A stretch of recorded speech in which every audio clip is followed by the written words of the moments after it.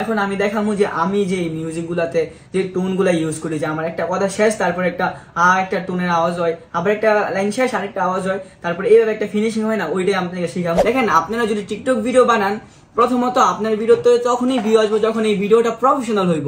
আর professional video বানানোর জন্য দুইটা জিনিস সবসময় খেয়াল করতে হইব। প্রথমটা হচ্ছে গিয়া আপনি ভিডিওর মধ্যে যে কথাগুলো কইতেছেন, যেটা আমরা বলি লাইন বা ছন্দ, তো এই যে প্রথম টোনটা দেওয়ার পর এখন দ্বিতীয় লাইনে যে আমি দ্বিতীয় আরেকটা টোন দেই, ওইটার জন্য আপনি একটু দূরে যাইবেন। এই যে দেখেন একটা জিনিস এইখানে টোনটা আছে না, আমি যখন লাইনটা বলতেছি লাইনের মাঝখানে কিনা টোনটা এসে পড়ছে।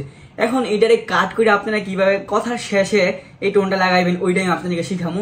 আর এই জিনিসটা আমি দেখছি অনেক মানুষ আমার কমেন্ট করছে, আপনি যে ভিডিওটা করবেন ওই ভিডিওর কোন উদ্দেশ্যে করতেছেন। যেমন আমরা কখনো কখনো সেট দেই, কখনো কখনো লাভ দেই, তারপর কখনো কখনো বন্ধুদের নিয়ে দেই, কখনো কখনো দেশের পরিস্থিতি, সবকিছু মিলাই দিলা। তো ওই টপিকে আপনি কিছু লাইন লিখবেন, ঠিক আছে? ওই লাইনগুলো যাতে সুন্দর হয়। যেমন আমি একটা লাইনের কথা বলি,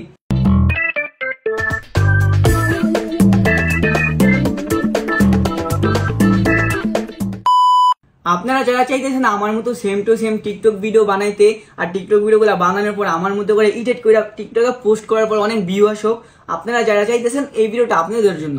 দেখেন, আপনারা যদি টিকটক ভিডিও বানান, প্রথমত আপনার ভিডিওতে তখনই ভিউ আসবে যখন এই ভিডিওটা প্রফেশনাল হইব। আর প্রফেশনাল ভিডিও বানানোর জন্য দুইটা জিনিস সবসময় খেয়াল করতে হইব। প্রথমটা হচ্ছে গিয়া আপনি ভিডিওর মধ্যে যে কথাগুলো কইতেছেন, যেটা আমরা বলি লাইন বা ছন্দ, আর এর পিছনে দুই নাম্বার হচ্ছে ব্যাকগ্রাউন্ড। তো এই ব্যাকগ্রাউন্ড মিউজিকটা হচ্ছে মোস্ট ইম্পর্টেন্ট, আপনার লাগবেই, ঠিক আছে? এটা যদি আপনারা সুন্দর করে করতে পারেন, আপনার ভিডিও প্রফেশনাল হইব আর আপনার ভিডিওগুলোর মাঝে অনেক ভিউ আসবে। এখন আপনারা যারা আমার মতো same to same video edit কইরা ভিডিওগুলো টিকটকে পোস্ট করতে চাইতেছেন, বা আমার মতো কইরা সেম টু সেম ভিডিও বানাইতে চাইতেছেন, তাদের জন্য এই ভিডিওটা।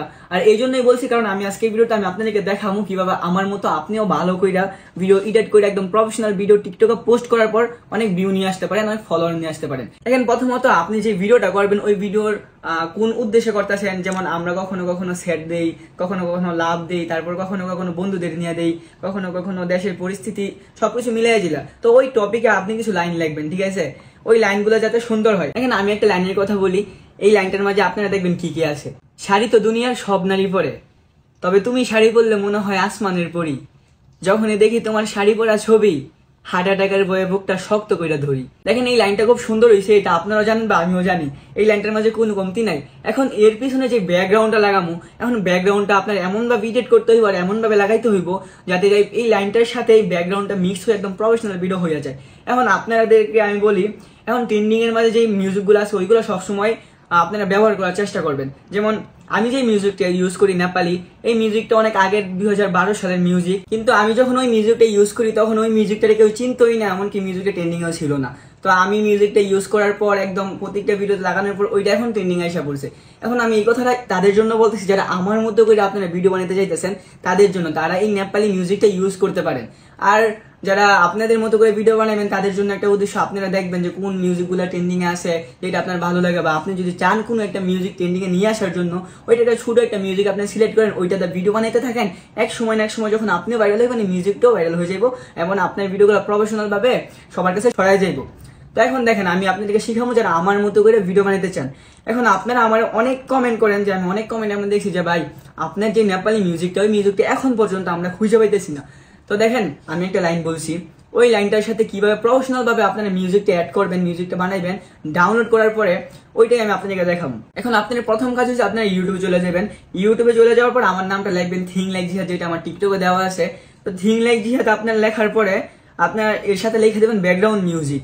থিং লাইক জিহাদ ব্যাকগ্রাউন্ড মিউজিক লেখার পরে আপনারা দেখবেন নিচে যে যারা এই নেপালি মিউজিকটা আপনারা খুঁজতেছেন তাদের জন্য আর কি, তো দেখবেন অনেক রকম মিউজিক আইসা পড়বো, অনেকগুলো ইউটিউব চ্যানেল থেকে এগুলো পোস্ট করা হয়েছে। তো আপনারা যে কোনো একটা ডাউনলোড করে নেবেন, ঠিক আছে? তো আমি এখান থেকে একটা ডাউনলোড করে নিলাম। আর এই ভিডিওটা ডাউনলোড করার পর আপনারা চলে যাবেন ক্যাপকাটে। ক্যাপকাটে যাওয়ার পর আমি যেমন একটা লাইন বানাইছি, এই লাইনটা অবশ্যই আমি অলরেডি বানাই ফেলছি, এখন আপনি এডিট করে দেখাবো।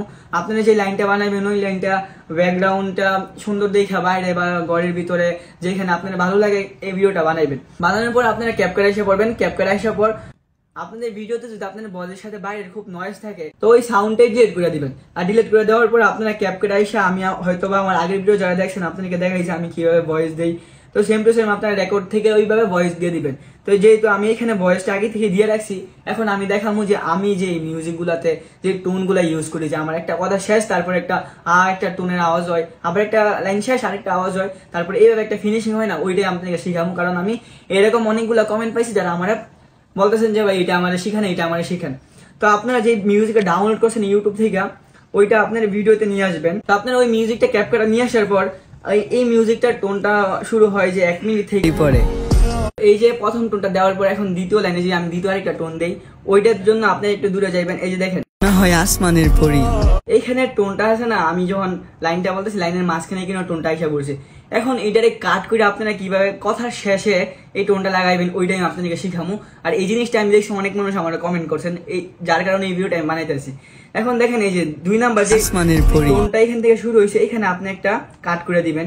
কাট করে দেওয়ার পর এইটা আপনারা টান দিয়া এই কথা শেষকে নিয়ে আসবেন। এই যে দেখেন মানের পরি, কিন্তু এখানে যে গ্যাপটা আছে এই গ্যাপটা তো পূরণ করতে হইব। এই গ্যাপটা পূরণ করার জন্য আপনাদেরকে আরেকটা জিনিস শিখাই দেই, আমি যে এটা সবসময় করি আর কি।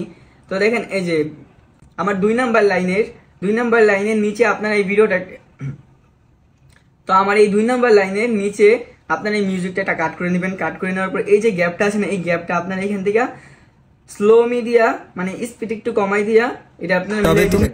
দেখেন এখন কিন্তু অনেক মিলে গেছে, যদি আমি একটু বেশি দিয়ে ফেলছি। এই যে দেখেন তবে তুমি শাড়ি পরলে, এখন কিন্তু খুব সুন্দর মিলে গেছে।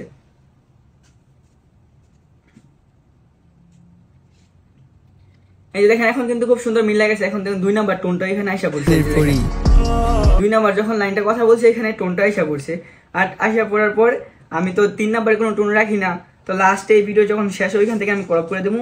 ক্রপ করে দেওয়ার পর প্রথম যেই টোনটা ছিল ওই টোনটা আপনারা আবার কপি করবেন। করে দেওয়ার পর এই ভিডিওটা আপনারা সবার লাস্টে নিয়ে যাবেন, কারণ লাস্টেও কিন্তু আমি নেপালি সঙ্গের টোনটা ইউজ করি।